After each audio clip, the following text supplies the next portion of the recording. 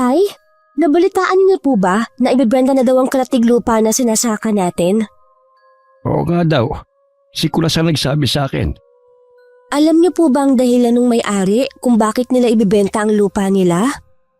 Sabi may sakit daw yung babae at sa ibang bansa balak ipagamot ng asawa. Tsaka nandun na rin ang mga anak ng mag-asawa eh. Ibang klase talaga ang mga mayayaman. Parang probinsya lang sa kanila ang pagpunta ng ibang bansa. Oo nga, pero hindi mo kailangan mainggit sa kanila. Itinadhana talaga sila na ipanganak na mayaman. Hindi naman po ako masyadong naiinggit. Hindi niyo naman po kami pinalaki ng mga kapatid ko na mga inggitera. Kaya lang, gusto rin namin na umangat sa buhay kahit papaano. Alam mo anak, wala namang masama kung mangangarap ka ng mataas. Basta sabayan mo ng dasal at sipag. Ganun na nga po ang ginagawa ko. Namulat kami magkakapatid sa mahirap pero simpleng pamumuhay dito sa probinsya namin. Karaniwan ng hanap buhay dito ay pagsasaka. Masasabi ko na maswerte pa rin kami kumpara sa ibang lugar. Na halos puro subdivision na ang ipinalit sa mga hekta-hektaryang palayan. Bagamat 3 beses kaming nakakakain sa isang araw. Na ibibigay din ng mga magulang namin ang mga pangangailangan namin magkakapatid. Pero hindi ko pa rin maiwasan na mangarap ng mas mataas at maiahon ng pamilya ko sa hirap. Pangalawa ko sa magkakapatid. Ang ate Rachel ko ay maagang nakapag-asawa. Nag-aaral siya noon nang mabuntis ng nobyo. Nabiguman, napilitan na rin si Naitay na ipakasal si ate sa kanyang asawa na ngayon. Masasabi ko na maganda naman ang buhay ni ate Rachel. Sa kabilang bayan sila nakatira at bihira lang pumasyal sa amin. Ang bunso naman na si JR, kasalukuyang nasa 3 taon sa high school. Ako naman hanggang high school lang ang tinapos. Nag-iipon pa kasi ako ng pera para makapag-aral sa kolehiyo. Hoy, nananaginip na naman ang gising dyan. Ang itay talaga. Ang mabuti pa'y mauna ka nang umuwi. Ako na lamang ang bahalang kumuha sa alaga nating kalabaw sa pinagsusugahan. Sige po tay, sa bahay ko na lang po kayo hintayin. Bit-bit ko na ang ilang gamit.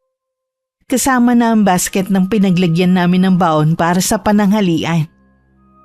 May kalahating oras din ang lakaran bago ang mga bahayan. May ilan din akong nakasabay sa pag-uwi. Nahila-hila pa ang kani-kanilang alagang kalabaw.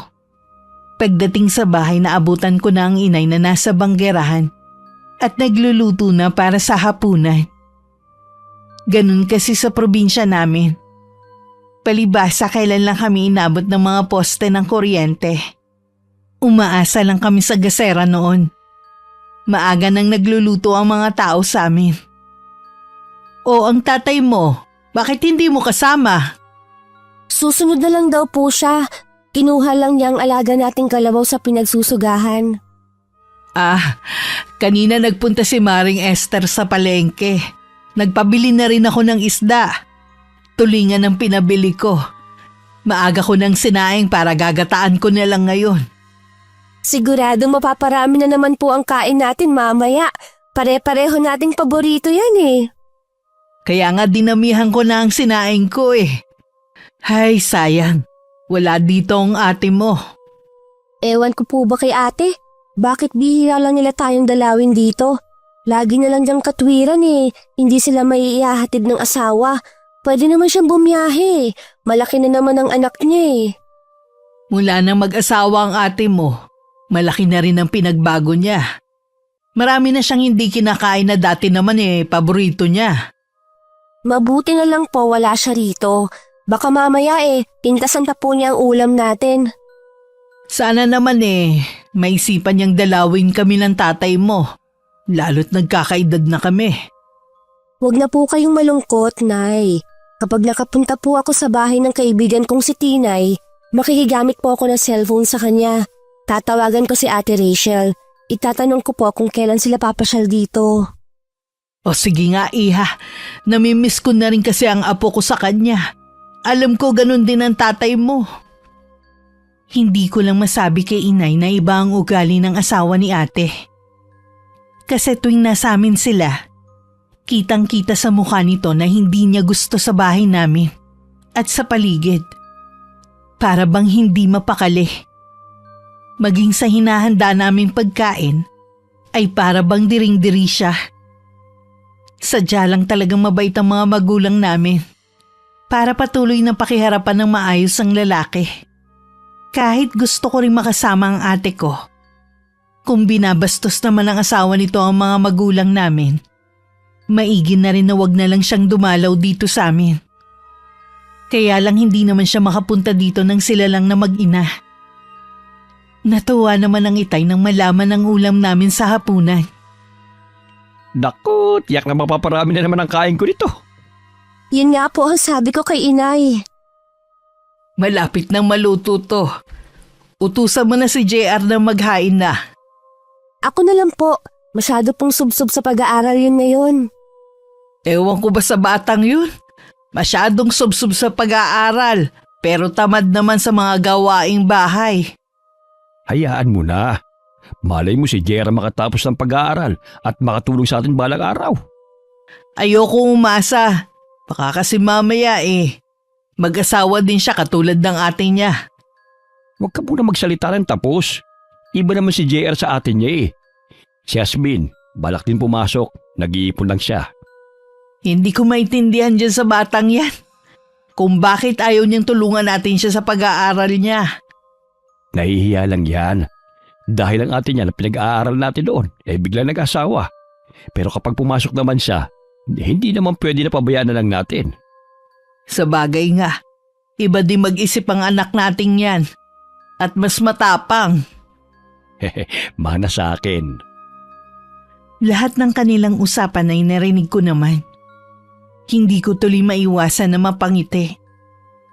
Nang makatapos ako sa paglalagay ng mga pinggan, tinawag ko na si JR. Habang naghahaponan kami, panaka-naka rin ang aming kwentuhan. Gaya ng inaasahan, dahil paborito namin ang ulam, walang natirang kanin. Kinailangan tuloy ng inay na magsaing ulit para sa mga alaga naming aso. Ako na rin nagpakain sa kanila ng makasaing. Pasensya na kayo ha. Naubusan kayo ng kanin eh.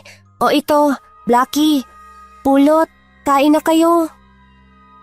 Si Blackie lang talaga ang aso namin na bigay ng ninong ko. Noong huling taon ko sa high school, may isang tuta akong nadaanan. Nanghihina na yun sa tabing daan. Dahil sa awa ko, inuwi ko yun sa bahay at inalagaan. Kahit sinasabi ng mga magulang ko na hindi na rin naman magtatagal ang tuta. Dahil sobrang payat at nanghihina to, inalagaan ko pa rin hanggang mag-isang linggo. Gumaling ito. Dahil nga napulot ko lang sa tabing daan, Pulot na lang ang ipinangalan ko.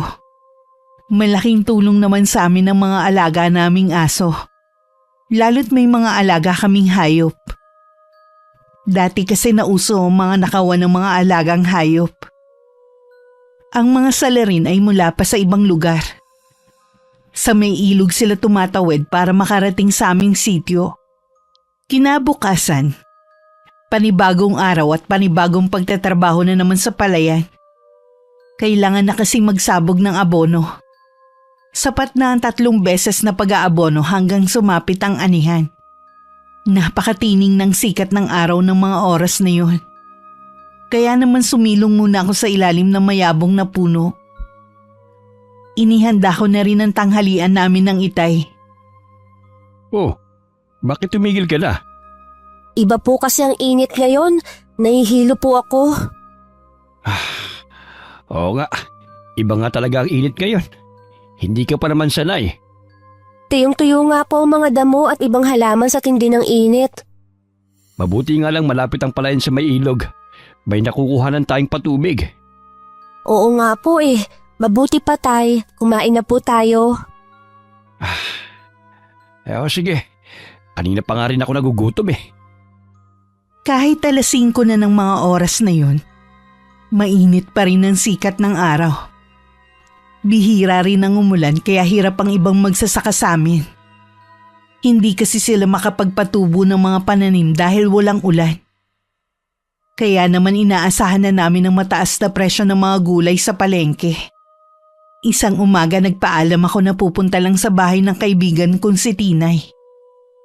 Nakigamit na rin ako sa kanya ng cellphone para matawagan ng ate ko.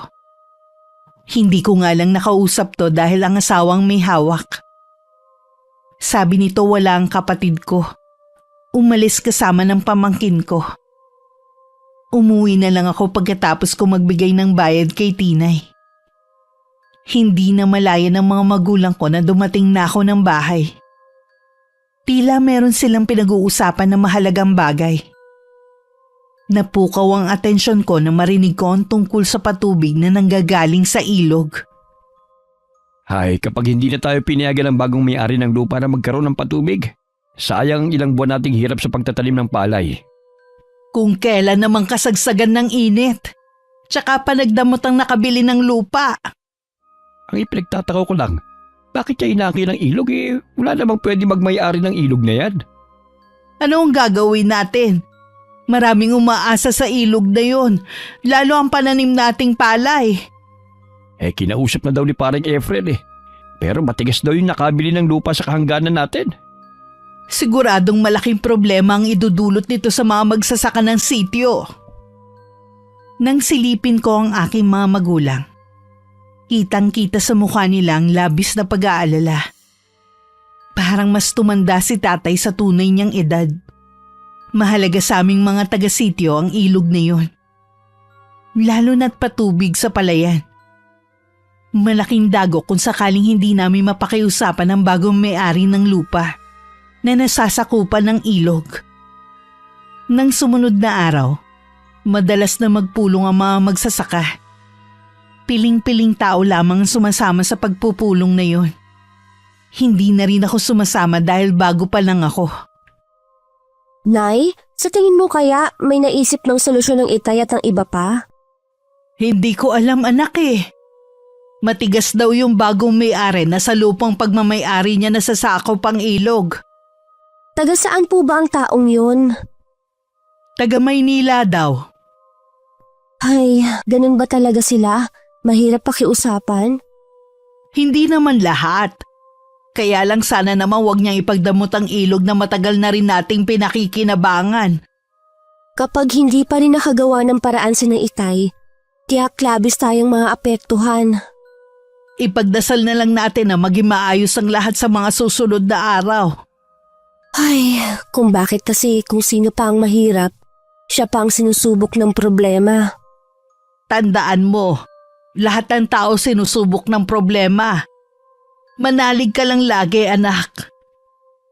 Tila hindi kami kinakatigan ng pagkakataon. Nang araw na yun hindi ako nakasama kay Itay sa bukid dahil masama ang pakiramdam ko. Si Inay na lang muna ang sumama sa kanya. Pero may isang oras pa lang ang nakakalipas nang umuwi na ulit sila na ipinagtaka ko. Ano pong nangyari? Bakit ang aga ninyong umuwi?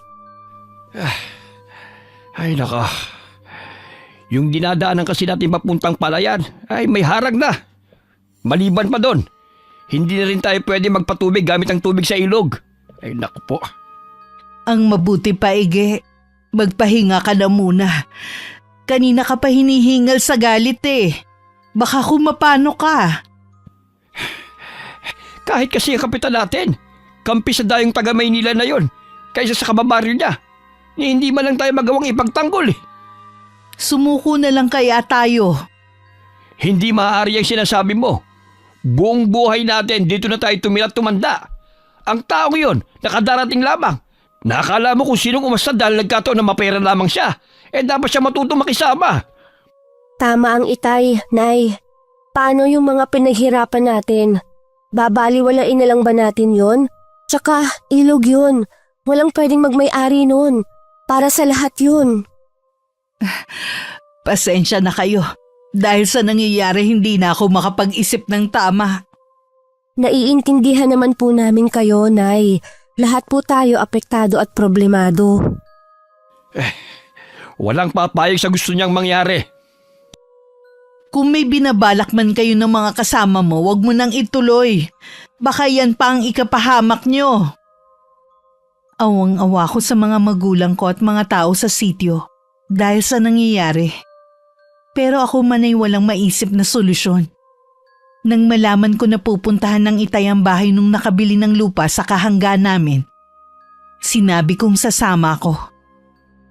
Hindi na kailangan, anak. May mga kasama naman ako eh. Sige na po, Tay. Sasama ako sa inyo. Gusto ko rin po kasing makita ang taong nakabili ng lupa ng mag-asawang Sanchez. Ay, sige na nga. Pero huwag kang mangingialam sa pag-uusap namin. Opo, Tay. Mabilis pa sa 4:00 akong gumayak. Nauna pa nga ako kay Itay at sa labas na ng bahay ko na lang siya hinintay. Bali 6 kaming pupunta sa malaking bahay na dating pag-aari ng mag-asawang Sanchez. Sa malaking gate, kinausap ng Itay ang gwardyang nakatalaga doon. Hawak ang radyo, may tinawagan ito sa loob ng malaking bahay. May ilang minuto pa kami naghintay bago may dumating na isang lalaking nasa 40 ang edad. May 3 kasambahay itong kasama. Ang isa nga sa kanila'y kilala ko pa dahil taga-sityo din ito. Mukhang masungit ang lalaki. Dahil sa lubong agad ang kilay. May tungkod din ito at hirap sa paglalakad. Mahalaga ang oras ko kaya huwag niyong aksayin. Sabihin niyo na kagad ang dahilan ng pagparito niyo. Magandang araw po sa inyo, Ginoong Emiliano. Kami na mga kasama ko ay naparito para sana makipag-usap sa inyo. Tanging ang kanang kamay niyo lang po kasi ang nakakausap namin eh. Gusto po kasi namin na kayo mismo ang aming makaharap. Pinaparating naman sa akin ang mga hinaing niyo. Ganun po ba? Di alam niyo na po ang suliranin namin tungkol sa ginagamit namin na patubig sa aming palayan. Siguro naman malinaw na sa inyo ang sinabi sa inyo ng kanang kamay ko na hindi niyo na maaaring gamitin pa ang ilog na pagmamayari ko. Pero may karapatan po ang mga taga-sityo sa ilog na yon. Doon po kami kumukuha ng patubig para sa aming pananim. Kahit po mag-asawang Sanchez, hindi po kami pinagbabawalan noon. Noon yun. Ngayon kasi ako na ang bagong may-ari. Kaya ako na ang masusunod ngayon. Hindi po maaaring mayroong magmay-ari ng ilog. Yan ay galing sa kalikasan para pakinabangan ng mas maraming tao at hindi nang iisa lamang. Sino naman ang may sabi sa inyo niyan? Baka nakakalimutan mo. Nasa lupang binili ko na roon ang ilog na sinasabi mo. Kaya pag-aari ko yon. Nagmamakawa po ako sa inyo. Natutuyo na po ang aming palayan at iba pang pananim. Hindi biro ang ginastos namin, lalo na po sa mga abono. Inaaksay niyo lang ang oras ko. Buo na ang desisyon ko. Hindi niyo na magagamit ang ilog na pag-aari ko para maging patubig sa inyong palayan. Nagmamakaawa po kami sa inyo. Hindi ka ba talaga makaintindi, ha? Ganyan ba talaga kayong mga taga-sityo? Mahirap paliwanagan? Pare-pareho na ang mga reaksyon ng mga kasama namin. Naiiyak sila at halos maglumuhod na nang tumalikod ng lalaki. Pinipigilan ko lang ang sarili ko na huwag mapaiyak dahil sa matinding awa sa mga kasama namin. Bigo kaming lahat na umuwi. Habang daan wala ni isa ang umiimik. Pagdating sa bahay tuloy-tuloy lang ang Itay sa loob ng silid. Hindi man lang pinansin ang pagtatanong ng inay sa kanya. Oh, ano nangyari sa lakad nyo? Ay, matigas na po sa bato ang damdamin ng lalaking yun. Ha? Ibig sabihin, hindi nyo napakiusapan yung bagong may-ari ng lupa na sumasakop sa ilog? Ganoon na nga po. Ito na siguro ang umpisa ng kalbaryo natin. Huwag ninyong sabihin yan, Nay. Naniniwala po ako na may iba pang paraan. Meron ka pa bang ibang naiisip na solusyon? Sa ngayon po wala pa. Pero malay nyo sa mga susunod na araw makahanap tayo ng paraan. Baka magbago pa po ang isip ni Ginoong Emiliano. Hindi nakakayanin ng mga pananim natin ng ilang araw. Tuyo na ang mga palayan at ibang tanim natin. Mula nang manggaling kami sa malaking bahay, hindi na naglalalabas ng bahay ang Itay. Hindi na siya pumupunta ng bukid para bisitahin ang mga pananim namin. Ang labis na ipinag-aalala namin ng inay Nabaling sa alak ang atensyon ng Itay.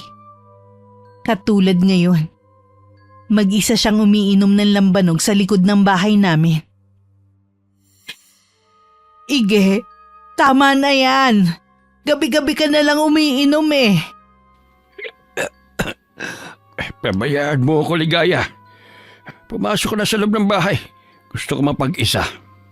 Hindi masusolusyonan ng pag-inom mo ng alak ang problema natin. Sino naman may sabi sa'yo na nag-iisip pa ako ng solusyon sa problema natin? Wala na akong pakialam pa. Ano ka ba naman, Ige? Bakit sa tingin mo? May sasalba pa ba natin ang mga pananim natin, ha? Hindi na. Wala nang pag-asa. Ige, huwag ka namang magsalita ng ganyan. Sa'yo ko kumukuha lagi ng lakas ng loob. Paano kami ng mga anak natin? Pakiramdam ko, wala akong kwentang ama at asawa. Dahil sa pagtatanim lang ang kaya kong gawin. Hindi ko kaya ang ibang trabaho. Huwag kang magsalita ng ganyan. Sama-sama natin harapin ang pagsubok na ito. Malalampasan din natin to. Imbis na sumagot ang Itay, sunod-sunod na tungga na lang ang ginawa niya. Tinalikuran na lang siya ng Inay nang hindi pa rin siya nagsasalita. Hinayaan na lang siya mag-isang uminom doon. Kahit ako sa nakikita ko kay Itay, para na rin akong nawawalan ng pag-asa. Nang sumunod na araw, pinuntahan ng kapwa namin magsasaka ang Itay dito sa bahay namin. Kahit ang mga ito nahihimigan ko na rin ng kawalan ng pag-asa. Siguro dahil na rin sa kawalan ng suporta mula sa kapitan namin. Tanggapin na lamang natin ang itinadhana sa atin. Hindi na rin naman natin may sasalba ang mga pananim natin eh. Yun po ba ang napag-usapan ninyo? Oo, wala na rin namang magagawa pa. Saan po kayo pupunta? Maglalasing na naman kayo? Huwag mo akong pakialaman. Anak lamang kita. Hayaan mo ng tatay mo. Bakit ba ang bilis sumuko ng Itay? Alam mong ginawa lahat ng tatay mo para maisalba ang mga pananim natin. Pero tao lang siya. Wala siyang kapangyarihan para mapagbago ang isip ni Ginoong Emiliano. Mabigat pa rin sa loob ko na tanggapin ng lahat. Hindi ako makapaniwalang ang pagod at sakripisyo naming lahat ay masasayang lang. Maliban doon batid kong maraming magugutom. Malapit na magtanghalian noon. Magsasaing na sana ako nang makita kong 2 gatang na lang ang bigas sa lalagyang lata. Bigla kong naalala, hindi namin problema ang bigas dati. Ito na lang pala ang bigas natin, Nay. Siguro magtiyaga muna tayo sa saging na saba. Patitiba ko sa tatay mo ang saging sa likod bahay. Hanggang kailan tayo ganito? Hasmin, Paano po si JR? Alangan naman po na saging na sabang ipabaon natin sa kanya araw-araw. huwag kang mag-alala. Makakaraos din tayo. Konting tiis lang, ha? Opo, Nay. Hindi ko na lang po isasaing ito. Iditira ko na lang po para pambaon ni JR. Napilitan akong humingi muna ng tulong kay Ate Rachel. Isinantabi ko muna ang hiya kung asawa man niya ang makatanggap ng text message ko sa kanya. Sumagot naman siya na magpapadala kinabukasan. Natuwa naman ako at hindi kami natiis ng ate. Kay inay ko lang sinabi na magpapadala ang ate. Si tatay kasi kahit umaga pa lang, alak na agad ang inaatupag. Hindi ko maiwasang madismaya ng mga sandaling yun. Akala ko kasi matatag ang Itay. Mas mahina pa pala siya kaysa sa amin ng inay. Malaki-laki rin ang pinadala ng ate. Kaya nakabili ako ng bigas at iba pa naming pangangailangan sa bahay. Binigyan ko na rin ng pambaon ng kapatid ko. Nagpasalamat ako kay Tinay dahil sinamahan niya ako. Salamat naman at naalala tayo ng kapatid mo. Nung nakausap mo ba siya binanggit niya sa'yo kung kailan sila dadalaw dito sa atin? Wala po, Nay. Nagmamadali kasi si ate na magpaalam. Kailangan niya pa kasing asikasuhin ng anak niya. Tiniyak lang naman niya na natanggap ko ang pera. Ah, ganun ba? O sige, ako nang bahalang mag-ayos ng mga pinamili mo. Nay, parating na po si tatay. Sana naman kaya galing ang itay mo. At lasing na naman. Imbis na ibili na lang ng pagkain dito sa bahay sa alak pa na pupunta. Hasmin. Andiyan ka na pala. Aba, ang dami mong pinamili. Pahingi naman ang pambili ng alak ko. Ano ka ba naman, Ige? Lasing ka na nga Gusto mo pa rin uminom? Ang mabuti pa magpahinga ka na. Huwag ka nga mangailam dyan. Itong anak mong kinakausap ko at hindi ikaw. Wala nang perang anak natin. Kita mo ang pinamili ng mga kailangan dito sa bahay. Sinabi na huwag kang mangailam Tama na po yan. Huwag na po kayo mag-away. Ito po, tay, ang 100 piso. Iyan na lang po ang natira. Ayos na to, anak. Salamat ha. Saan ka na naman pupunta, Ige? Wala kang pakialam sa amin. Kita mo yung tatay mo? Bakit naman kasi binigyan mo pa ng pera Umalis na naman tuloy. Napansin naman po ninyo na nag-iiba ang ugali ng itay kapag nalalasing. Nung isang araw, nakita ko po na pinagbuhatan niya kayo ng kamay. Ayoko po nasaktan na naman niya kayo. Napikon na rin kasi siya sa bunganga ko Kahit na po, wala pa rin siyang karapatan na saktan kayo. Hayaan mo na. Mabuti pa samahan mo akong magluto. Gusto ko kasi na may kakwentuhan sa kusina Sige po, Nay. Ay, Parang gusto ko tuloy pagsisihan na binigyan ko pa ng perang itay kanina. Malalim na kasi ang gabi. Hindi pa ito umuwi ng bahay. Masama ang pakiramdam ni inay. Kaya pinauna ko na siyang matulog. Ang bunso ko namang kapatid ay kanina patulog. Maaga din kasi ang pasok nito kinabukasan.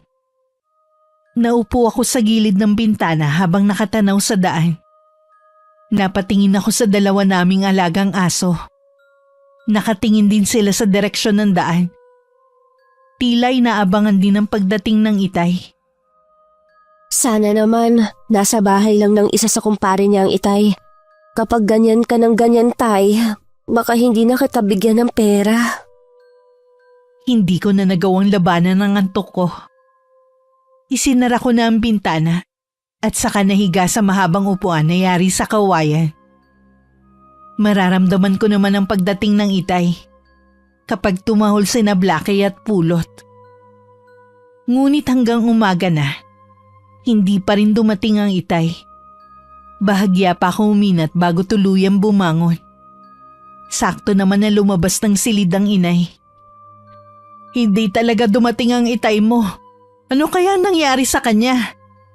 Kapag nagliwanag po lalabas ako para hanapin siya. Maghahanda lang muna ako ng almusal at baon ng kapatid mo.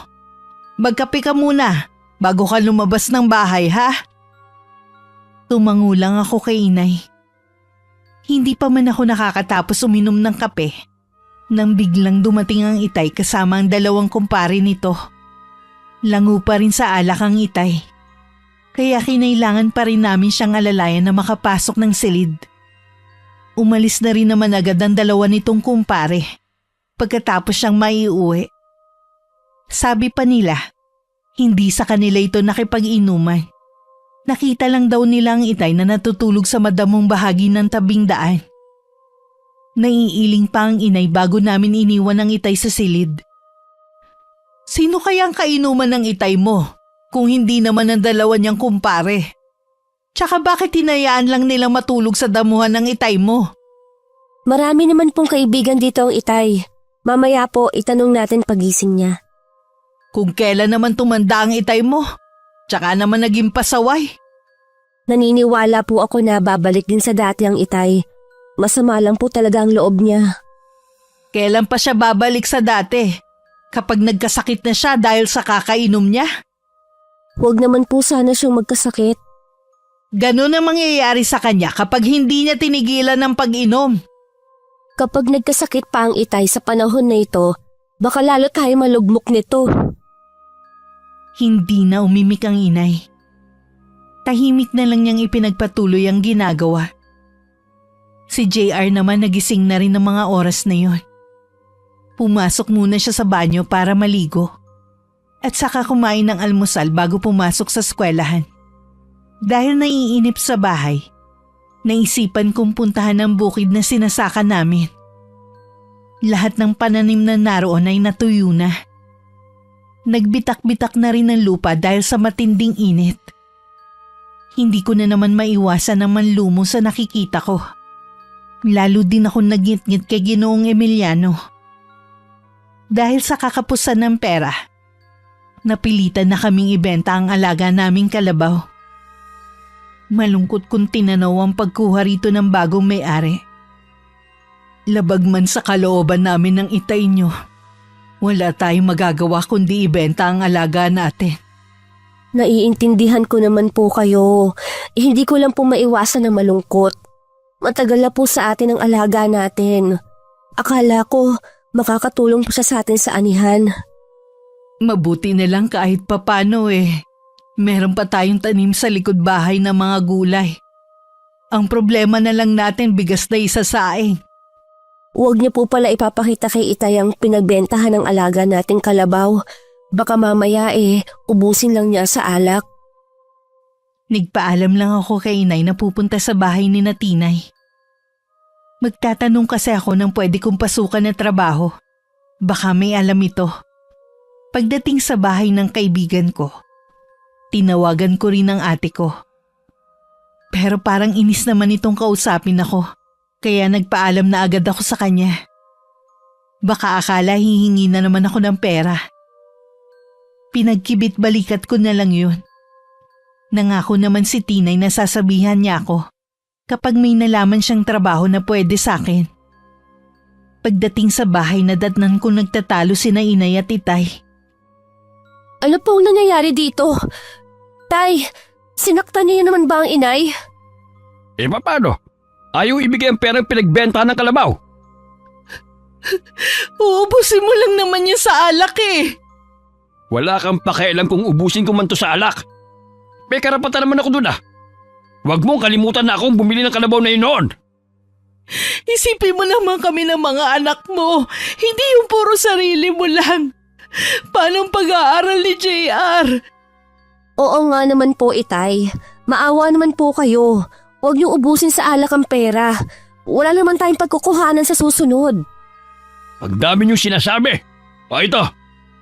Tama na siguro to. Kulang to. Kahit para sa isang linggong pagkain, hindi ito sasapat. Ang dami mo pang reklamo. Pasalamat nga kayo, binigyan ko ba kayo ng pera Kahit ako hindi ko na rin napigilan ng mapaiyak. Hindi ko alam kung pagsubok pa ba sa amin ang nangyayari o parusa na. May mga pagkakataon na hindi umuwi ang Itay sa bahay. Hinahayaan na lang namin. Nagsawa na rin kasi ang inay sa pagsita dito. Napilitan na rin kami tumanggap ng labada ng inay para may panggasto sa araw-araw at baon ni JR sa eskwelahan. Isang hapon kauuwi lang namin. Isang binatilyo ang humahangos na dumating sa bahay. Sabi nito isang Itay sa mga nasaktan. Sa mga sumugod sa harapan ng bahay ni Ginoong Emiliano. Papunta na sana kami sa malaking bahay nang makasalubong namin ang mga magsasaka na pauwi na. Kasama ang Itay na inaalalayan ng mga kaibigan. Marami sa kanila ang nasaktan dahil pinakawalan din pala ang 3 malalaking aso sa gate. Mabuti na lang po may manggagamot dito sa sityo. Oo nga, dahil kung hindi baka matuluyan na ang Itay mo. Ang sama talaga ng lalaking yun. Hindi na siya naawa. Halos matatanda na nga natitipon-tipon sa harapan ng gate niya. Sana naman, hinarap na lang niya ng maayos. Hindi rin kasi tama ang ginawa ng Itay mo at mga kasama nila sa pagsugod doon. Pero hindi rin makataong ginawa ni Ginoong Emiliano sa kanila. Ganyan yata talaga ang mapepera. Nakakalimutan ng maging makatao. Lagi may dalawang klase ng taong nabubuhay sa mundo. Mabuti at masama, mapera at dukha. Maswerte pa rin tayo dahil kahit hamak na mahirap lang tayo mabuting tao pa rin tayo. Oo nga po, Nay. Nagkakamali ng itay. Anong nararamdaman mo, Ige? Masakit ang kasukasuhan ko. Tsaka tong binti ko. Yung binti mo ay nagamot na ni Apong Leroy. Doon ka kasi nakagat ng aso Wala talagang puso ang lalaking yon. Gusto ata niyang mamatay sa gutom ang mga tao dito sa sityo. Ipaubayan na lang natin ang lahat sa Panginoon. Huwag ka nang gumawa ng ikapapahamak mo. Hindi ko naman pwedeng pabayaan na lamang ang mga kapwa ko magsasaka. Naaawa din naman ako sa kanila pero wala tayong laban sa taong yun. Ano na mangyayari sa atin at sa mga taga-sityo? Napatiim na lang ng anyo ang itay. Batin niya kasing tama din ng inay. Dahil masakit ang binti, ilang araw din naglagi ang itay sa bahay. Bumalik pa si Apong Leroy sa bahay namin para tingnan ang kalagayan ng itay.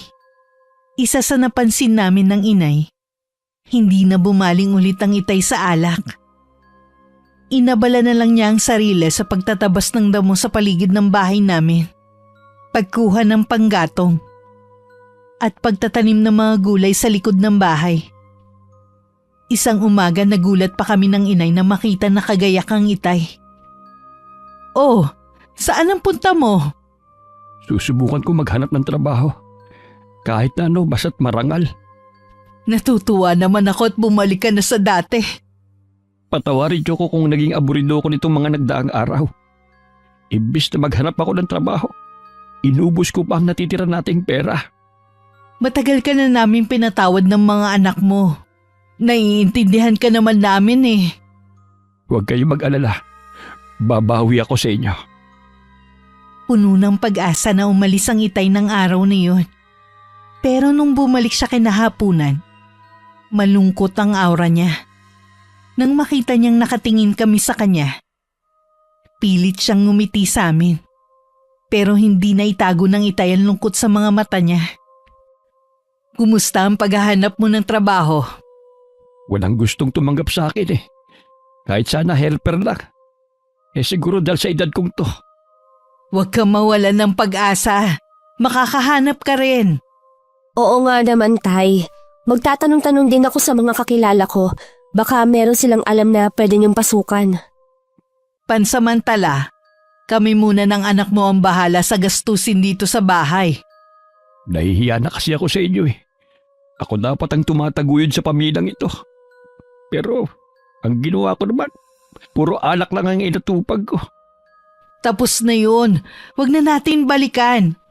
Ang mahalaga, natauhan ka na ngayon. Tay, huwag na po kayong malungkot. Ang mahalaga po, sa hirap at ginhawa, magkakasama po tayo. 'Di ba? Yun naman po ang mahalaga. Tama ang anak mo. Kaya ngumiti ka na riyan. Salamat sa inyo. Napakaswerte ko talaga sa inyo. Ang mabuti pa, saluhan mo na kami sa pagmimerienda. Yun ang balak namin gawin bago ka dumating. Naglaga kasi si Hasmin ng saging na saba. Halos araw-araw lumalabas nun ang itay, pero bigong umuuwi. Hanggang sinabihan na siya ng inay, na itigil na ang paghahanap ng trabaho. Sumang-ayon na lang din ang itay. Pinuntahan ko ulit si Tinay. Inaalam ko kung may alam na siyang trabaho na pwede kong pasukan. Sabi nito naghahanap daw ng kasambahay si Ginoong Emiliano. Bigla namang umasim ang mukha ko at hindi ko na pinatuloy ang sasabihin niya. Wala akong planong maging kasambahay na walang pusong taong yun. Pag-uwi sa bahay nadatnan kong masinsinan nag-uusap ang mga magulang ko. Ano pong pinag-uusapan ninyo? Plano kasi ng itay mo na manghiram ng medyo malaki-laking halaga sa ate mo. Ano po ang gagawin niyo sa perang mahihiram niyo? Balak namin ang inay mo na mag-alaga ng baboy. Tapos ang inay mo naman magtatanim ng mga gulay para ibenta naman niya. Anong masasabi mo, anak? Ha? Maganda nga po yan. Tutal naman ikaw lagi ang tumatawag sa ate mo. Pwede bang ikaw na lang ang magsabi? Ipaliwanag mo sa kanya ang mga plano namin ng itay nyo. Sige po, kapag pumunta ko kay Tinay, tatawagan ko po ang ate. Ibabalik naman natin sa ate mo ang hihiramin naming pera. At may kasama pang tubo para hindi nakakaya sa asawa niyang si Ariel. Pasensya ka na, anak. Sana nakabili ka na ng cellphone doon sa pinagbilhan natin ng kalabaw. Kung hindi ko lang pinang-inom. Naku tay, hindi rin po natin magagamit ang cellphone dito sa bahay dahil mahina ang signal dito sa atin. Tsaka po ayos lang naman kay Tinay na makigamit ako sa kanilang cellphone. O ayos na anak ha. Ikaw na ang bahala makipag-usap sa ate mo. Opo, Nay. Ako na po ang bahala. Malaki ang pagkakangiti ni na inay at itay. Halata sa kanila ang excitement sa binabalak. Tila ang ideyang yun ang nagbigay sa kanila ng panibagong pag-asa. Kaya naman bigla akong naguluhan kung sasabihin ko ba sa kanila na naiinis na ang ate sa palagi kong pagtawag sa kanya. Para bang lagi nitong iniisip na hihingi na naman ako ng tulong. Pero para sa kanila, susubukan ko na ulit lumapit kay ate. Hindi naman kasi lingid dito ang kalagayan namin. Kahit kinakabahan, nagtungo na ako sa bahay ni Tinay. Hiniram ko ulit ang cellphone niya para matawagan ang ate ko. Kahit hindi ko nakikita ito, ramdam ko sa tono ng boses niya ang disgusto sa pagtawag ko. Bago pa umurong ang dila ko, mabilis ko nang sinabi ang sadya ko. Ngunit ganun na lang ang panlulumo ko at panliliit sa mga binitiwan nitong salita sa akin. Matagal nang tapos ang pag-uusap namin, pero hindi pa rin ako matigil-tigil sa pag-iyak. Kahit si Tinay nakaramdam ng inis sa kapatid ko. Pagdating sa bahay, naghihintay na sa akin sina Itay at Inay. Oh, Hasmin, nandiyan ka na pala. Galing ka ba kina Tinay? Opo, Tay. Di nakausap mo na ang ate Rachel mo. Nasabi mo ba sa kanya yung plano namin?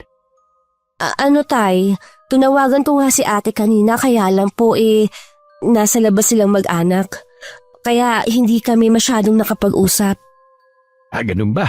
Hindi bale, may iba pa naman pagkakataon para masabi mo sa kanya. Nagbili naman po ako, natatawag ako ulit. Parang gusto ko na naman maiyak nun. Dahil sa awa sa kanila kaya nagpaalam na muna ako. Napapasok sa silid ko. Hindi ko na napansin ang pagsunod sa akin ng inay ng kakaibang tingin. Ilang araw na rin ang nakakalipas. Hindi ko na alam kung ano pa ang idadahilan ko sa mga magulang ko. Hindi ko masabi na gusto nang putulin ni ate ang ugnayan sa amin. Hasmin anak, sabihin mo nga sa akin ang totoo. Nakausap mo na ang kapatid mo, hindi ba? Nasabi mo na ang kailangan namin ng tatay nyo. Nay, kasi... Sabihin mo na kung anong sinabi niya. Huwag kang mag-alala, hindi ako magagalit. Kasi Nay, galit na galit si ate na humihingi ako sa kanya ng tulong. Kung ano-ano po ang mga masasakit na sinabi niya. Ginagawa daw natin siyang minahan. Hindi daw siya nag-asawa ng may pera para tayo ang buhayin. Gusto na rin niyang putulin ang ugnayan sa atin. Sinabi yun ng kapatid mo? Tingin pala niya sa atin pabigat sa kanya. Mula ngayon, huwag ka nang tatawag sa kanya. Baka nga dahil sa atin nag-aaway sila mag-asawa. Pero Nay, pamilya na tayo. Kailangan natin siya ngayon. Hindi ba niya naiisip yung paghihirap ninyo sa kanya noon? Wala na tayong magagawa kung ayaw niya tayong tulungan. Hayaan mo na lang. Makakaraos din tayo balang araw nang walang tulong mula sa kanya. Lingid sa amin ng inay bumalik pala ang itay dahil may nakalimutan ito. Narinig niya ang lahat ng pinag-usapan namin. Nang sumunod na araw hindi na nangulit ang itay. Kung nakausap ko na ba ang ate? Hindi na rin ito binanggit ang mga plano nila ng inay. Siya nga pala, ilang araw akong hindi makakauwi. Sasama kasi ako kay paring Kaloy na mag-uuling. Sayang din yun. May kausap na rin naman kami na kukuha ng mga mauuling namin. Kailan ka aalis? Mamayang hapon na rin. O sige, mag-iingat ka ha. Hindi ka pa naman sanay mag-uling. Magtsaga na lang muna tayo kung anong meron. Makakaraos din tayo. 5 gabi rin noon na hindi umuwi ang itay. Tuloy-tuloy pa rin ang pagtanggap namin ng labada ng inay. Kahit ang pamamalansya ay tinanggap ko na rin. Pangdagdag din kasi sa baon ni JR. Gusto na nga rin itong tumigil muna para makatulong sa amin. Pero mariin ko yung tinutulan. Kahit isa man lang sana sa aming 3 magkakapatid ay may makatapos ng pag-aaral. Alam ko na yun din ang pangarap ng mga magulang namin. Saktong 1 linggo nun, umuwi ang itay. Nanlilimahid ang kasuotan nito at puno ng uling ang mukha at katawan. Nakangiti ito nang pumasok ng bahay. Dala ko na ang pinagbentahan ng mga uling. Ay, mabuti naman at nakauwi ka na. Nag-aalala kasi ako sa iyo Masanay ka na lang na lagi akong wala. Gusto raw niyang ako lang ang permanente niyang kasama sa pag-uuling. Ibig bang sabihin lagi kang wala rito sa bahay? Kailangan natin samantalin na may pinagkakakitaan ako. Malay mo, makaipon tayo ng pambili ng baboy. Ige, alam mo na siguro no? Narinig ko ang pag-uusap niyo ni Yasmin. Hindi naman talaga obligasyon ng anak natin na tulungan niya tayo Tama lamang na unahin niya muna ang pamilya niya kaysa sa atin. 2 buwan na nung nag-uuling ang itay. Ayos naman ang kita niya sa pag-uuling. Katunayan nga niya nakakaipon na rin ang inay mula sa perang inaabot niya. Kahit nakakaraos na kami, hindi ko pa rin maiwasan na maawa sa mga kapwa naming magsasaka. Alam ko kasing umaasa pa rin sila na baka maawa sa kanila si Ginoong Emiliano. Tuwing nakikita ko ang taong yun, hindi ko maiwasan na magngit-ngit sa galit. Paano kaya nagagawang matulog ng mahimbing at makakain ang taong yon habang ang mga taong inalisan niya ng karapatan ay nagugutom? Anak, huwag kang magtatanim ng galit sa taong yun. Ipaubaya mo na lang sa Diyos ang mga mali niyang ginagawa. Balak na rin pala niyang bilhin ng lupang dati nating isinasaka sa may-ari nito. Pati daw ito ginigipit ng taong yon. Wala na tayong pakialam sa bagay na yun. Huwag na natin silang intindihin pa. Oo nga po, kaya lang nakululang lalo ang dugo ko sa kanya. Ipagluluto ko nga palang itay mo ng paborito nating ulam na ginataang tulingan. Uuwi po pala ngayon ng itay? Oo, nabanggit niya yun nung nakaraan. Gusto rin daw niya magpahinga kahit ilang araw lang para makasama niya tayo. Oo nga po, namimiss na namin siya ni JR. Hindi naman kasi tayo sanay na hindi siya nakikita Kaya mamaya magkakasabay na muli tayong kakain ng hapunan. 5:00 ng hapon nang dumating ang itay. May pasan pa siyang buwig ng saging. Matapos makapagmano, kinuha ko na ang ilang dala niya. Napansin kong tila naghahabol ng paghinga ang itay. Bakas din dito ang matinding pagod. Malaki rin ang nabawa sa timbang nito. Nang nasa hapagkainan na kami, panaka-naka kami nagkukwentuhan. Hindi po ba kayo tay nahihirapan sa pag-uuling ninyo? Naku, hindi naman iha. Sanayan lang naman yan. Malaki nga ang pasasalamat ko kasi nabigyan ako ng pagkakataon na kumita sa kabila ng edad ko. Kaunting tiis na lang po tay, malapit na tayo makaipon. Makakabili na rin kayo ng baboy na aalagaan ninyo. Hindi ko na iniisip yon. Basta makaipon lang ako para sa inyo. Kaya nga po tayo nag-iipon dahil sa plano ninyo ng inay Kung talagang yun ang nakalaan para sa atin, mangyayari yon. Hindi ko alam kung bakit ako nakakaramdam ng lungkot ng mga sandaling yun. Habang nakatingin kay itay, hindi rin kami agad natulog ng gabing yun.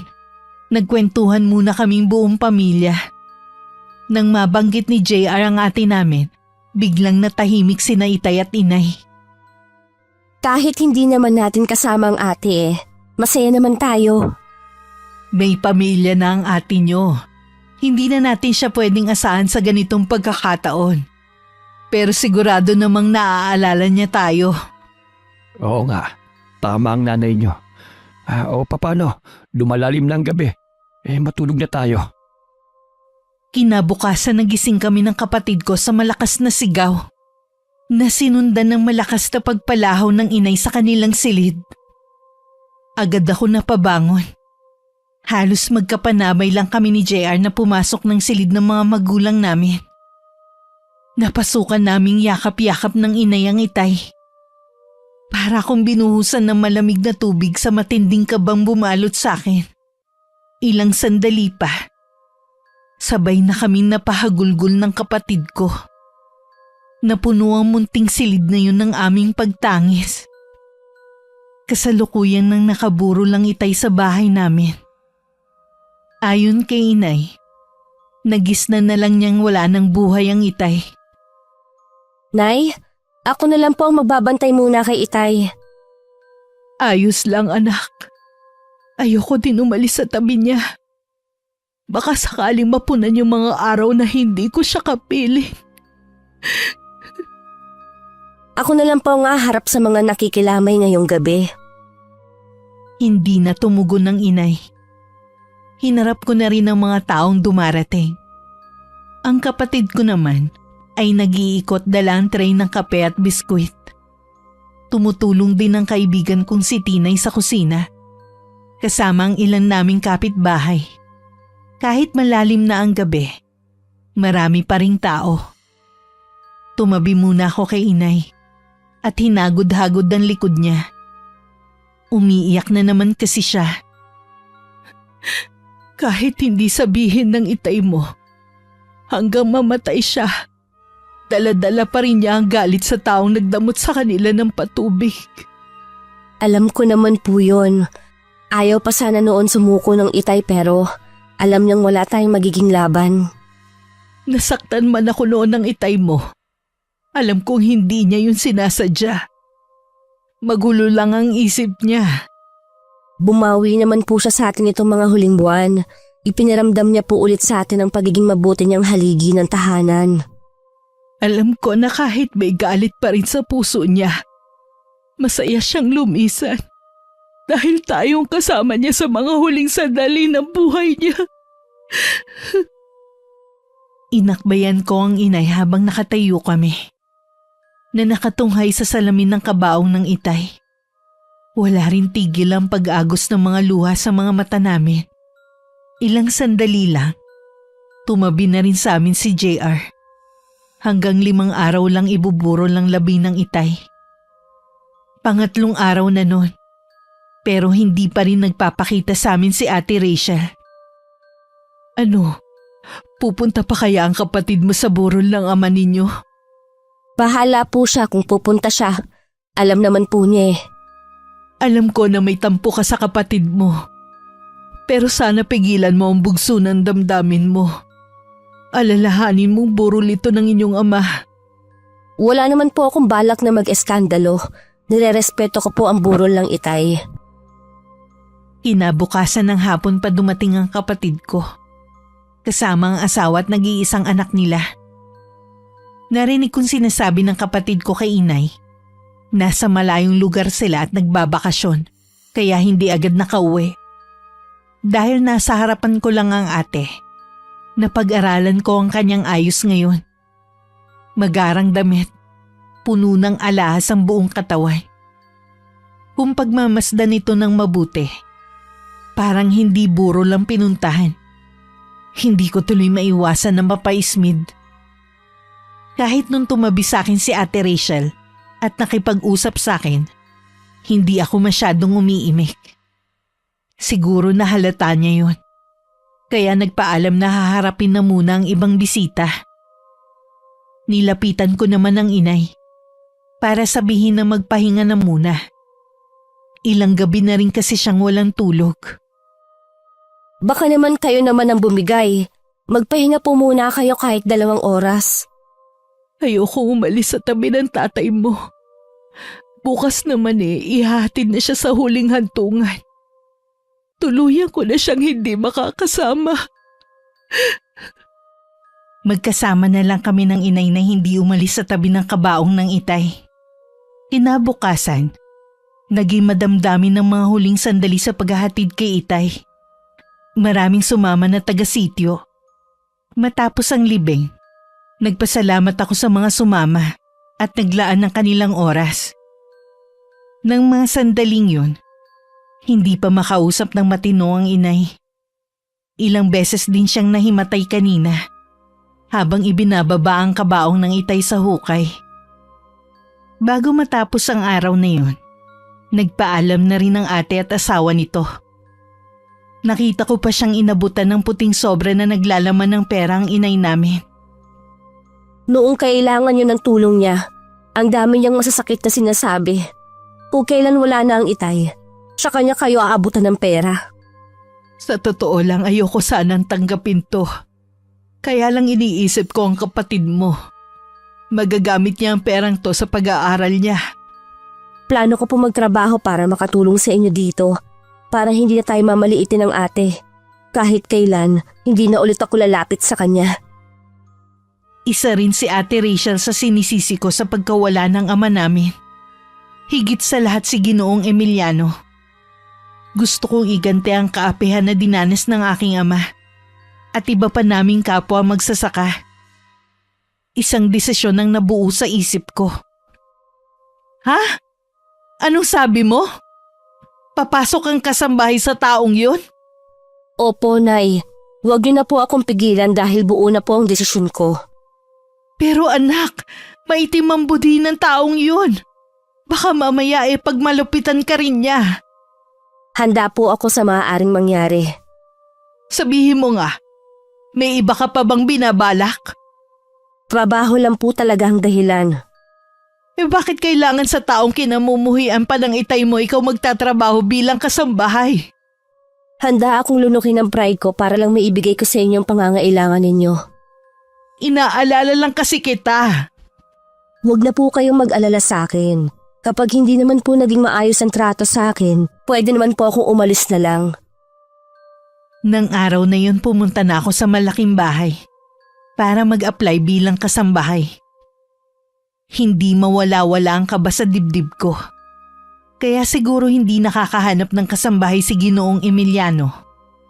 Dahil ito ang daan para makapasok ako at maisagawa ang paghihiganti ko. Parang pamilyar sa akin ang mukha mo. Taga rito po kasi ako. Magsasaka po ako dati kasama ang itay. Ganun ba? Anak ka pala ng isa sa mga sumugod noon dito sa bahay ko. Bakit gusto mong maging kasambahay ko? Kailangan ko po ng trabaho dahil kamamatay lang po ng itay. Wala na po magtatrabaho para sa amin. Ganun ba? O sige, tanggap ka na. Ituturo sa'yo ni Kara ang mga dapat mong gawin dito sa bahay ko. Salamat at tinanggap ninyo ko. Nagsimula na rin agad ako sa trabaho ko doon. Stay out ako. 6:00 ng hapon ang labas ko. Mukhang hindi pa nagtitiwala sa akin ng bago kong amo. Mas gusto ko na rin na uwian. Makakasama ko pa rin ang inay at kapatid ko sa gabi. Itinuro sa akin ni Ate Kara kung ano ang dapat at hindi ko dapat gawin para hindi ako mapagalitan ng amo namin. Ayon sa kanya, masungit at istrikto daw talaga si Ginoong Emiliano. Malapit nang mag-6 noon. Wala na rin ginagawa kaya inayos ko na ang mga gamit ko. Tapos na ba ang mga gagawin mo? Ho? Opo, tapos na po lahat. Meron pa po ba kayong ipag-uutos? Inoobserban kong ginagawa mong paglilinis. Hindi ganun kapulido. Pasensya na po kayo. Unang beses ko pa lang po kasi na nakapaglinis ng ganitong kalaking bahay. Kung hindi ko lang kailangan ng isa pang kasambahay, ngayon mismo paalisin na kita. Pero sige, bibigyan pa kita ng isang pagkakataon. Ayusin mo na sa susunod. Marami pong salamat. Aayusin ko na po ang trabaho ko sa susunod. Nang maglakad palayo si Ginoong Emiliano, noon ko lang pinakawalan ng pinipigilan kong paghinga. Ilang beses din ako napalunok. Dahil sa matinding kaba, hindi agad ako umuwi. Hinintay ko pa na magpasado 6:00 bago umuwi sa amin. Habang naglalakad ako, hindi ko maiwasan na mag-isip kung tama bang pumasok ako bilang kasambahay sa lalaking yun. Pagdating sa bahay, nakita ko nakatayo sa may bintana ang inay at waring hinihintay ako. "Oh, bakit ngayon ka lang? Kumusta ang araw mo?" Ayos naman po, metikuloso lang po masyado si Ginoong Emiliano. Nangako naman po ako na aayusin ko ng trabaho ko sa susunod. Huwag ka na kayang bumalik sa bahay na yon. Nay naman, alam niyong mahirap ang maghanap ng trabaho ngayon. Sa totoo lang kasi, iba ang kutob ko sa pagpasok mo bilang kasambahay sa bahay ni Ginoong Emiliano. Wala po akong gagawin na masama. Ay, gusto kong pagsisihan kung bakit ako pumayag nun sa kagustuhan ng lola mo. Huwag niyo pong sisihin ang sarili niyo. Ginusto ko rin po na manahin ang kakayahan ng lola sa pangungulam. Nakikiusap ako sa iyo, Hasmin. Huwag mong gagamitin ang karunungang itim mo sa ibang tao. Masama pa rin ang gumante. Hindi na lang ako umimik. Pakiwari ko kasi. Lalo lang ako magkakasala kung itatanggi ko pa na yun naman talaga ang plano ko. Kinabukasan mas inagahan ko ang pasok sa bahay ni Ginoong Emiliano. Inayos ko na rin ang paglilinis ko. Kailangan ko kasing makuha ang loob niya para kapag isinagawa ko ng maitim kong balak, walang sino man ang maghihinala sa akin. Tinutuo mo nga sinabi mong aayusin mo na ang trabaho mo rito. Ayoko po kasing mawalan ng trabaho. Ako na lang po ang inaasahan ng nanay at kapatid ko. Huwag ka mag-alala. Kung maayos ang trabaho mo at marunong ka sumunod sa utos, hindi ka mawawalan ng trabaho. Maraming salamat po. Labag man sa kalooban ko ang laging magpasalamat kay Ginoong Emiliano. Kailangan ko yun gawin. Para hindi siya makahalata na hindi ko talaga gusto ang magtrabaho sa bahay niya. Nang mga sumunod na araw, mas marami akong trabaho. May mga bago kasing kasangkapan na i-deliver sa bahay nito. Marami kaming hinakot ng mga lumang gamit papuntang basement. Kung tutuusin trabaho na yun dapat ng lalaki. May hardinero naman sa bahay. Pero mahigpit nitong pinagbabawal na pumasok sa loob ng bahay nito. Isang umaga habang nagtatanggal ako ng mga damo sa labas, narinig ko ang komosyon sa labas ng gate. Lumabas naman ng bahay si Ginoong Emiliano na madilim ang anyo. Napatigil na rin ako sa ginagawa ko at lihim na nanood sa nangyayari. Nasa labas ng gate ang mga kasamahan namin. Halos lahat sa kanila ay kaedad ng itay. Hindi ko maiwasan na maiyak sa sinapit nila. May mga tauhan kasi na itinalaga sa gate. Dahil malimit na sumugod ng mga dating magsasaka doon. Inutusan ni Ginoong Emiliano ang mga to na paalisin ng mga magsasaka. Dahil sa pagmamatigas nila, pinaghahampas sila ng 2x2. Kitang-kita ang pagbalatay ng sakit sa anyo ng mga to. Ang iba'y napatakbo na lang at ang iba naman ay natumba na lang sa lupa. Hindi ko matagalan ang nakikita ko. Kaya tumalikod na lang ako. Bago umuwi ng araw na yun, lakas loob kong kinausap si Ginoong Emiliano sa nangyari kanina. Sino ka para pagsabihin ako sa dapat kong gawin? Nakakaawa po kasi ang nangyari sa kanila. Halos kasing edad lang po ng itay ang iba sa kanila. Personal ko din pong kilala ang ibang nasaktan. Kaya po masakit sa akin na makita silang nasaktan kanina. Matitigas ang ulo nila. Hindi sila makaintindi. Sabagay nga, ano bang aasahan ko sa mga katulad nyo? Baka nga iba sa kanila hindi man lang nakatungtong sa elementarya. Pero sana po, huwag niyo naman silang saktan. Wala po ba kayong ama o lolo? Hindi niyo ba naiisip man lang na paano kung sa kanila yun mangyari? Hindi mangyayaring nasa isip mo. Dahil kailanman, hindi sila mapupunta sa ganong sitwasyon. Huwag naman po sana kayong malupit sa kanila. Nakikiusap po ako sa inyo. Basta lang nakatitig sa akin si Ginoong Emiliano. Blanko ang ekspresyon ng mukha niya. Kaya mahirap basahin kung anong naglalaro sa isipan niya. Habang pauwi ako, hindi ko mapigilang mapaiyak. Nagbalik kasi sa alaala ko ang sinapit ng Itay at ng mga kasama niya. Nung unang sumugod sila sa bahay ng amo ko. Lalo tuloy ako nagngit-ngit sa galit. O anak, bakit mugto ang mga mata mo? May ginawa ba ang amo mo sa'yo? Sabi ko na nga ba? Nakita ko po kanina kung paano sakta ng mga magsasaka na kasamahan namin ng Itay. Nabalitaan ko nga yan kanina. Meron pang ang isinugod sa ospital dahil may mga nabalian ng buto. Napakahayop niya talaga. Matigas naman kasi ang ulo ng mga kababaryo natin. Dapat noon pa sila sumuko. Wala naman talaga silang laban eh. Mapera yung tao. Sila, ano may pagmamalaki nila? Hindi sapat na dahilan yon para saktan sila na parang hayop. Naiintindihan kita. Pero mas mabuting wag ka nang mangialam pa sa kanila. Baka ikaw pa mapag-initan. Dahil sa nasaksihan ko, lalong tumindi ang pagnanais kong makagante. Nang gabing yon habang mahimbing nang natutulog ang inay at kapatid ko, dahan-dahan akong bumangon sa kailaliman ng gabi. Lumabas ako ng bahay. Sinalubong pa ako ng 2 naming alagang aso. Sumenyas ako na wag silang maingay. Kumawag-kawag pa ang kanilang buntot na tila nakakaintindi. Nagtungo ako sa likod ng bahay namin. Doon ko inumpisahan ng orasyon. Hindi ko kabisadong nakasulat sa libretang itim na pag-aari ng lola ko. Pero bahala na kung anong sumpa ang lalabas kapag binigkas ko ang mga nakasulat doon. Ang mahalaga lang sa akin ng mga oras na yun ay tumalab yun kay Ginoong Emiliano. Kinabukasan sa malaking bahay, tanghali na nang lumabas ng kanyang silid ang amo ko. Kapansin-pansin ng kanyang pananamlay. Nalihim kong ikinatuwa. Ipaghahanda ko na po ba kayo ng makakain? Dalhan mo na lang ako ng kape. Opo.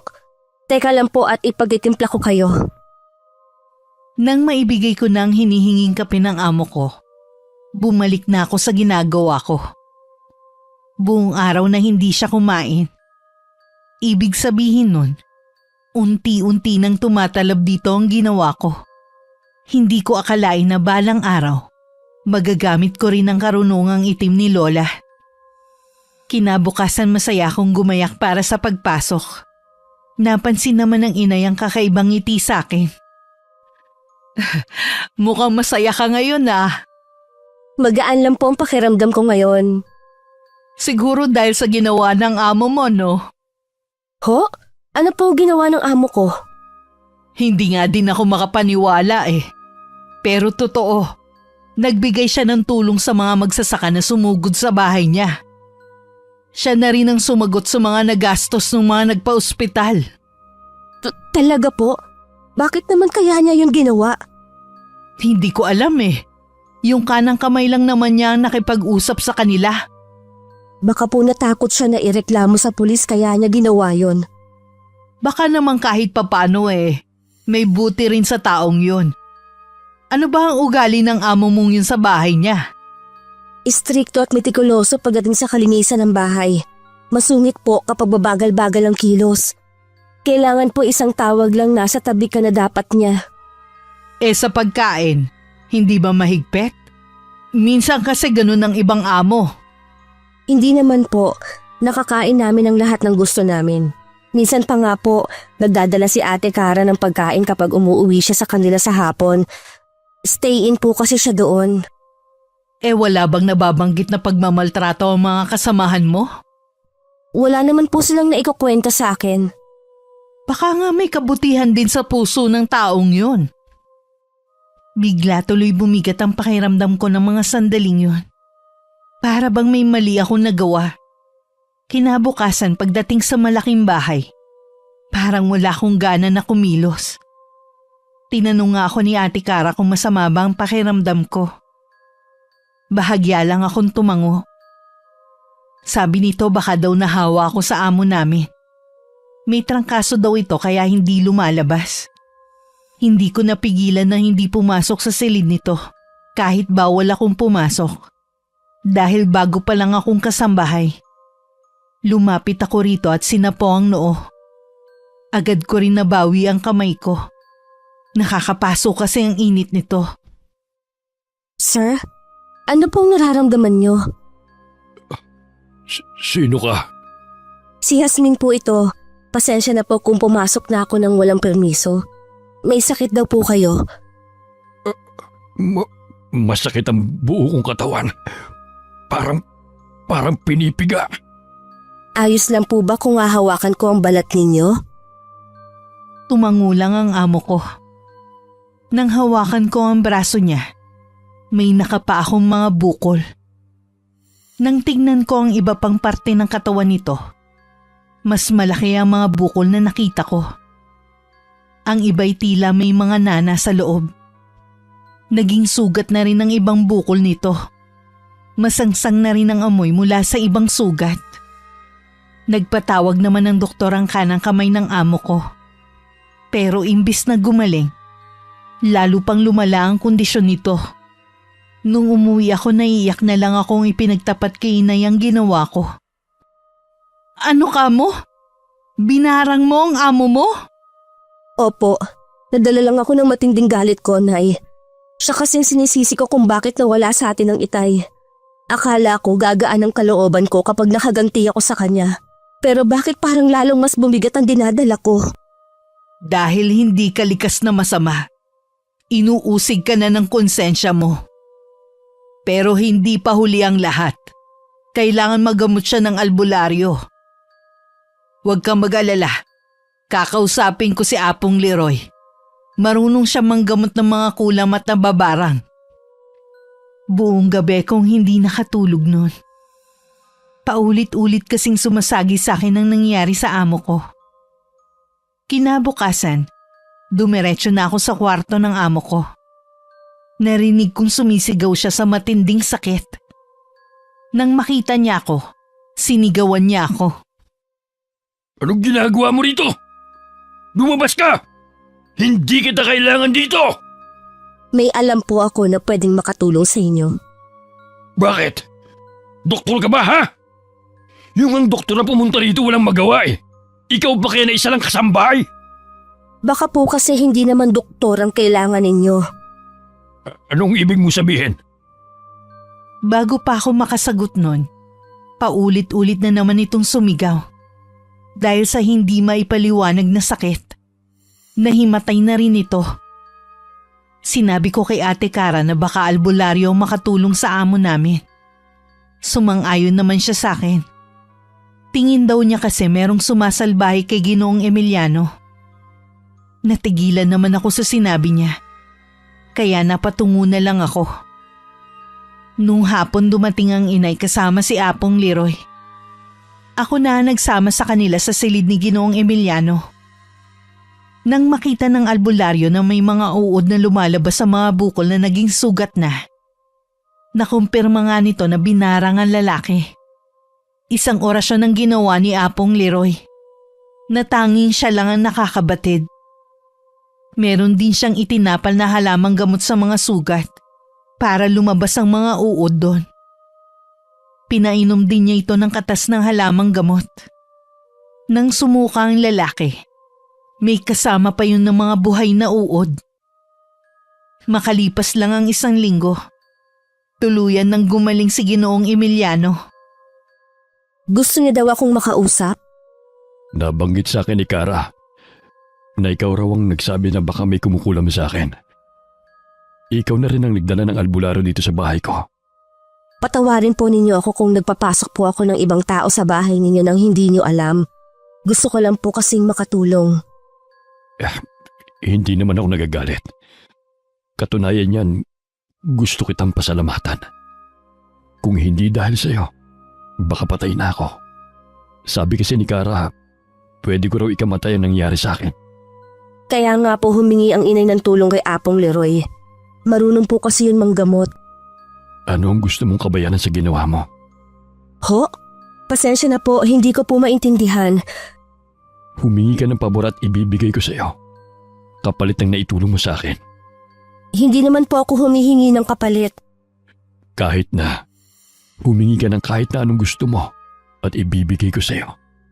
Isa lang naman po ang gusto ko at yak na yun din ang gusto ng itay ko kung sakaling nabubuhay pa siya ngayon. Sabihin mo kung ano yung kahilingan na yon. Sana po ibalik niyo na po ang patubig na mula sa ilog sa mga taga-sityo. Wala ka bang gustong hilingin para sa sarili mo at sa pamilya mo? Ang mga magsasaka po ng sityo ay parang pamilya ko na. Mas magiging masaya po ako kung hindi ko na sila nakikitang nahihirapan. Hindi ko alam kung mapagbibigyan ako ni Ginoong Emiliano. Pero dalangin ko na sana maibigay niya ang hinihiling ko. Dahil din sa pag-uusig ng konsensya, hindi na ako nakatagal sa trabaho. Anong dahilan mo at aalis ka rito? Mayroon po kasing inaalok na trabaho ang kaibigan ko sa bayan. Gusto ko po sana na magtrabaho doon. Malaki siguro ang sahod na inaalok sa'yo. Ganoon na nga po at malaking tulong po talaga yan sa amin. Lalo na sa kapatid kong nag-aaral. Sayang, nanghihinayang ako. Dahil mahirap nang makatagpo ng katulad mong may malasakit at maaasahan sa bahay. Bueno, hindi na kita pipigilan pa. Ibibigay ko sa'yo ng buwang sahod mo ngayong buwan. Maraming salamat po sa inyo. Lalo tuloy ako na konsensya. Dahil sa sinabi nitong ibibigay ng buo ang sahod ko sa buwan na yun. Mabait na rin itong makipag-usap sa akin. Bagamat naroon pa rin ang otoridad sa tono ng pananalita. Pagdating sa amin, sinabi ko agad kay inay ang ginawa kong desisyon. Hindi ko po kasi kayang makita yung taong pinagtangkaan ko ang buhay. Naiintindihan kita. Pinagsisihan mo naman ang ginawa mo eh. Patuloy ka lang humingi sa Diyos ng kapatawaran at gabayan ka niya para hindi na muling malihis ang iyong paniniwala. Opo, Nay. Patawarin mo rin ang iyong sarili. Makikita mo, gagaan ang kalooban mo. Hindi naman talaga totoong magtatrabaho ako sa bayan. Sinabi ko lang ang kasinungalingan yon para payagan ako umalis ni Ginoong Emiliano. Habang tumatagal kasi ako doon, mas nakikilala ko pa ang pag-uugali nito. Tama ang inay, may kabutihan din sa kanya. Isang hapon pumunta sa bahay ang kaibigan ng itay. Masaya nitong ibinalita na pumayag na si Ginoong Emiliano na buksan ang patubig sa ilog na nasasakupan ng lupa nito. Narinig mo ba yon, anak? Pumayag na si Ginoong Emiliano na magamit ang patubig. Opo, Nay. Akala ko hindi niya ako mapagbibigyan kasi hindi naman siya sumagot noon. Siguro nakapag-isip-isip siya na kailangan ng mga magsasaka ang ilog. Marahil nung nagkasakit siya, noon siya natauhan. Napayakap pa sa akin ng inay sa sobrang tuwa. Muling nakapagtanim ng palay at gulay ang mga magsasaka ng sityo namin, na tanging ikinabubuhay nila. Nang sumunod na linggo, dinalaw din namin ng itay sa simenteryo. Alam mo, Ige, dahil sa anak mo kaya nagbagong isip ni Ginoong Emiliano. Nabuksan muli ang ilog para sa lahat. Ang galing talaga ng anak mo. Alam ko po na ginabayan niyo kami. Matatahimik na po kayo dahil ibinalik na ang ilog. Kami na lang po ng inay ang magpapatuloy sa pagsasaka. Buong buhay ng ama mo sa pagsasaka na niya inialay. Kaya siguradong sobrang saya niya ngayon dahil sa ginawa mo. Sa loob lang ng 1 taon, bumalik na sa dati ang sityo. Ganun na rin katagal naming hindi nakikita si Ginoong Emiliano. Sabi baka raw bumalik na sa Maynila ito.